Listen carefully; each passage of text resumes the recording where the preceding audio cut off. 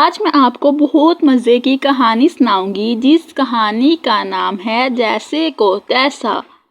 ایک سوداگر کو سفر تجارت کے لیے شہر سے باہر جانے کا اتفاق ہوا۔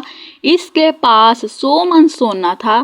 اسے یہ فکر تھی کہ اس کی عدم موجودگی میں کوئی چور یہ سونا چرا نہ لے۔ اس نے سونا بوریوں میں بند کیا اور اسے اپنے ایک دوست کے پاس بطور امانت رکھ دیا۔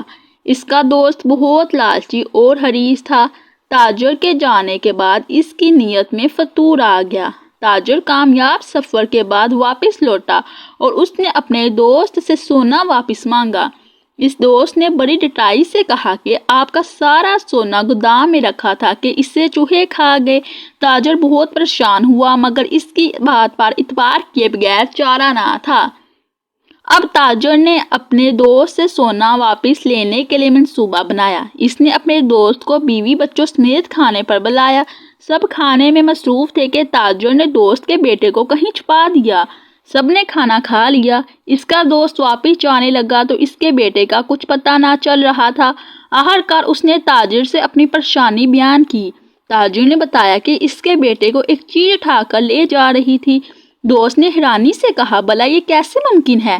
تاجر نے کہا جس ملک کے چوہے 100 من سونا کھا سکتے ہیں وہاں کی چیلیں بچہ نہیں اٹھا سکتی۔ یہ سن کر دوست بہت شرمندہ ہوا اور سارا سونا واپس کر کے اپنا بچہ لے لیا۔ واقعی جیسا بوگے ویسا کاٹو گے۔ تو بچوں اس کہانی سے جو سبق ملتا ہے وہ یہ ہے ایسے کو تیسا اور جیسی کرنی ویسی بڑھنی۔